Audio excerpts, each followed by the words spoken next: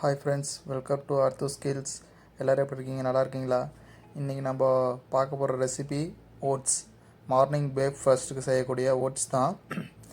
அதுக்கு முன்னாடி நம்ம சேனலில் ஃபஸ்ட் டைம் பார்க்குறீங்கன்னா சப்ஸ்கிரைப் பண்ணிங்க, கீழே இருக்கிற பெல் நோட்டிஃபிகேஷனை கிளிக் பண்ணிங்க. அப்போனா தான் நான் போடுற வீடியோக்கெல்லாம் உங்களுக்கு அடிக்கடி அப்லோட் ஆகும்.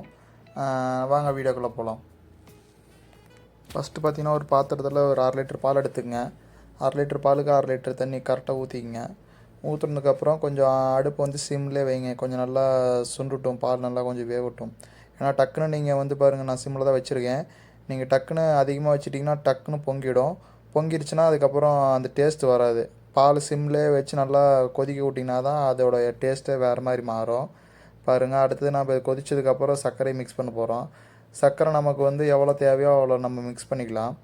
எனக்கு தேவைங்கிற அளவுக்கு நான் இதில் ஆட் பண்ணிக்கிட்டேன். ஆட் பண்ணதுக்கப்புறம் கொஞ்சம் நல்லா கலந்து விட்டுருங்க. கலந்து விட்டதுக்கப்புறம் பார்த்திங்கன்னா நான் வாங்கி வச்சுருக்கிற ஓட்ஸ் இது தான். இங்கே சவுதியில் வாங்கினேன். பாருங்கள், இந்த ஒரு டப்பா வந்து 3 ரியால். நெக்ஸ்ட்டு என்ன ஆட் பண்ண போகிறேன்னா ட்ரை ஃப்ரூட்ஸு. ட்ரை ஃப்ரூட்ஸ் பார்த்திங்கன்னா 4 பாதாம், 2 வால்நட்டு, 10 திராட்சை, ஒரு 2 முந்திரி, 2 பிஸ்தா. இதை ஆட் பண்ணால் கொஞ்சம் டேஸ்ட் நல்லாயிருக்கும். உங்கள்கிட்ட இருந்தால் நீங்கள் ஆட் பண்ணலாம். இல்லைன்னா வெறும் பாலும் சர்க்கரை அப்புறமேட்டு ஓட்ஸ் இது 3 போட்டிங்கன்னா போதும். நெக்ஸ்ட்டு இந்த ட்ரை ஃப்ரூட்ஸ்லாம் நான் கட் பண்ணி எடுத்துக்கிறேன். பாதாம், வால்நட்டு, பிஸ்தா இதெல்லாம் நான் கட் பண்ணி எடுத்துட்டேன். கட் பண்ணி எடுத்ததுக்கப்புறம் சின்ன பிளேட்டில் மாட்டினதுக்கப்புறம் நெக்ஸ்ட்டு பால் நல்லா கொதிச்சதுக்கப்புறம் பார்த்திங்கன்னா நம்ம ஓட்ஸ் ஆட் பண்ண போகிறேன். ஓட்ஸ் நீங்கள் ஒரு 50 கிராம் மட்டும் ஆட் பண்ணுங்கள், அதிகமாக ஆட் பண்ணாதீங்க. நான் ஆல்ரெடி செஞ்சுக்கிட்டே இருக்கிறனால எனக்கு பழக்கம் இருக்குது எவ்வளோ போடணுன்னு. அதனால் நான் டப்பாலேருந்து அப்படியே கொட்டிடுறேன்.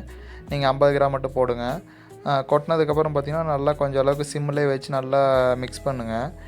மிக்ஸ் பண்ண பார்த்திங்கன்னா அது கொஞ்சம் டைட் ஆகும். டைட் ஆகிற வரைக்கும் மிக்ஸ் பண்ணிக்கிட்டே இருங்க. நம்ம சேனலை சப்ஸ்கிரைப் பண்ண மறந்துருந்தீங்கன்னா சப்ஸ்கிரைப் பண்ணிங்க, பக்கத்தில் இருக்கிற பெல் நோட்டிஃபிகேஷன் கிளிக் பண்ணிங்க. வாங்க வீடியோக்குள்ளே போகலாம். இந்த இதை பார்த்திங்கன்னா ஃபுல்லாகவே சிம்மிலே வைங்க. சிம்மிலே வச்சதுக்கப்புறம் நல்லா மிக்ஸ் பண்ணிகிட்டே இருங்க.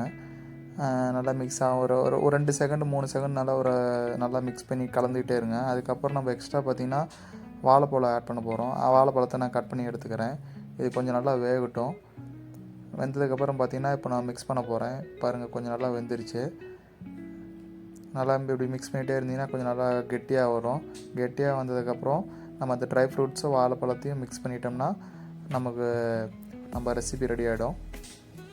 ரெடியானதுக்கப்புறம் இதை நம்ம எல்லாருமே சாப்பிட்லாம். குட்டீஸுங்களுக்கும் கொடுக்கலாம். மார்னிங் ஸ்கூலுக்கு போகும்போது ரெடி பண்ணி கொடுக்கலாம்.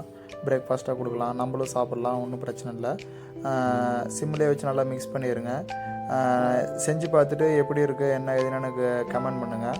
உங்கள் ஃப்ரெண்ட்ஸுங்களுக்கும் ஷேர் பண்ணுங்கள். இது வரைக்கும் நம்ம சேனல் சப்போர்ட் பண்ணி ஒரு நேரம் பார்த்த எல்லா ஃப்ரெண்ட்ஸுக்கும் ரொம்ப தேங்க்ஸ். நம்ம நெக்ஸ்ட் வீடியோவில் பார்க்கலாம். Bye friends.